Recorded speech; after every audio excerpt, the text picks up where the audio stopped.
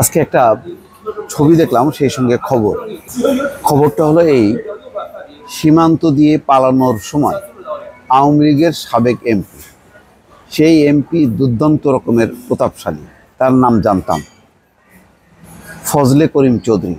তার দাপটে আশেপাশের মসজিদ মাদ্রাসা থেকে শুরু করে কেউ স্বস্তিতে ছিল না। 4 থেকে 5 বার এমপি হয়েছে। তো ছবিটা দেখেন, এই যে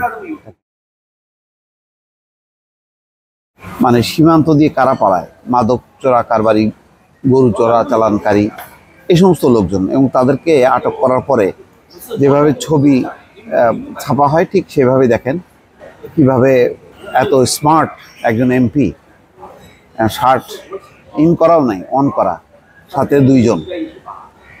মানে এখন তারা অসহায় হয়ে গেছে।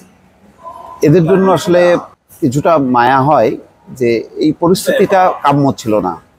আবার অন্যদিকে মনে হয় যে না, একেবারে উপযুক্ত শাস্তি হয়ে যাচ্ছে এদের। কারণ এরা ক্ষমতায় থাকতে যেভাবে ক্ষমতাকে ব্যবহার করছে, মানুষের উপর অত্যাচার নির্যাতন করছে, এবং তারা শত শত কোটি টাকার মালিক হয়েছে।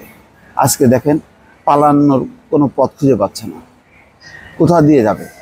সীমান্তে সবাই সতর্ক আছে, তার ফাঁকে দিয়ে যাচ্ছে না তা না, কিন্তু যখন তারা ধরা পড়ছে দেখেন তাদের চেহারাগুলি দেখেন। ওই যে ইসাক আলী খান পান্না দেখেন মরে পড়ে আছে। তারপরে ওই বিচারপতি মানিক, কি হম্বিতম্বি তার, হ্যাঁ, সেটা তো দেখছেন।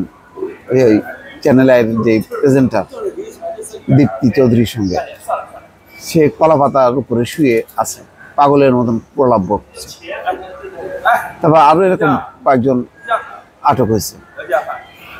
ওই যে অতিরিক্ত অ্যাটর্নি জেনারেল, তারপর একজন ব্যারিস্টার, কেউ ওই বেনাপোল সীমান্ত দিয়ে, কেউ আখাউড়া সীমান্ত দিয়ে, কেউ সিলেটের, যে যেভাবে পারছে পালাচ্ছে। পালানোর পর তাদের হদিশ পাওয়া যাচ্ছে না। ওই পাশে হয়তো ভারতের নিরাপদে থাকে, কেউ আটক হয় না, ওই আটকের খবর পাওয়া যায় না। যাক, এখানে সে ভোরবেলায় সকাল 6টা 50 মিনিটে অবৈধভাবে ভারতে পালানোর চেষ্টাকালে ব্রাহ্মণবাড়িয়ার আখাউড়ার গাজীর বাজার এলাকা থেকে তাদের আটক করা হয়। ফজলে করিম চৌধুরী ছাড়া আটককৃত অন্যরা হলেন আখাউড়ার নূরপুর এলাকার সাবেক মেম্বার মোহাম্মদ হান্নান মোল্লা ও আখাউড়ার স্থানীয় বাসিন্দা ও মানব পাচারকারী চক্রের সদস্য মোহাম্মদ নাইম চৌধুরী। বিজিবি সদর দপ্তর থেকে একটা বিজ্ঞপ্তি দেওয়া হয়, তাদেরকে আখাউড়া থানায় হস্তান্তর করা হয়েছে। বিজিবির জনসংযোগ দপ্তর বলছে যে এই ব্যাপারে স্থানীয় পর্যায়ে আইন শৃঙ্খলা বাহিনীর সঙ্গে সমন্বয় করে পদক্ষেপ নেওয়া হবে। তো ফজলে করিম চৌধুরী ছিলেন চট্টগ্রাম উত্তর জেলা আওয়ামী লীগের সহসভাপতি। তার ছেলে ফারাজ করিম চৌধুরী উপজেলা আওয়ামী লীগের সদস্য ও কন্টেন্ট ক্রিয়েটর হিসেবে তার পরিচিতি রয়েছে। তো যতই পরিচিতি থাক না কেন, আজকে তাদের পরিণতিটাকে, শেখ হাসিনা এমন একটা শাসন থেকে তিনি রেখে চলে গেলেন, যেখানে বায়তুল মোকাররমের খতিব থেকে শুরু করে হেন লোক নেই যারা পালাচ্ছে না। সেই বিশ্ববিদ্যালয়ের শিক্ষক হোক, ভিসি হোক, তারপরে কোথায় সেই বিচার বিভাগের বিচারপতিরা হোক, প্রধান বিচারপতি, ঢাকা বিশ্ববিদ্যালয়ের ভিসি, সবাই পালায় আছে। তারপরে অনেক বুদ্ধিজীবীর আজকে টিকিটাও দেখা যায় না। সেই লম্বা লম্বা কথা বলা সেই জাফর ইকবাল কোথায়? বলছিল যে বিশ্ববিদ্যালয়ে গেলে সবাইকে মনে হবে রাজাকারের বাচ্চা, তাই বিশ্ববিদ্যালয়ে সে আর যেতে চায় না। এই ধরনের অধ্যত্বমূলক তাচ্ছিল্যপূর্ণ কথাবার্তা, দম্ভুক্তি কোথায় গেল? সব হারায় গেছে। শেখ হাসিনার এই দুঃশাসনের উপর ভর করে যারা মনে করছিল যে এইভাবেই চলবে সারা জীবন, তারা যে কত বড় ভুল করছে।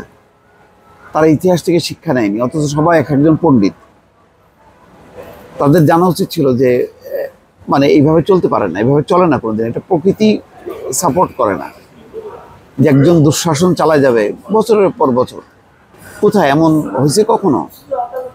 আজকে দেখলাম যে খবরে পেরুর প্রেসিডেন্ট নিঃসঙ্গ অবস্থায় মারা গেল 86 বছর বয়সে। সে মানবতা বিরোধী অপরাধ ছিল তার, 16 বছর জেল খাটছে। তারপরে যখন মারা গেল কেউ তার পাশে নেই, নিঃশব্দে চলে গেল।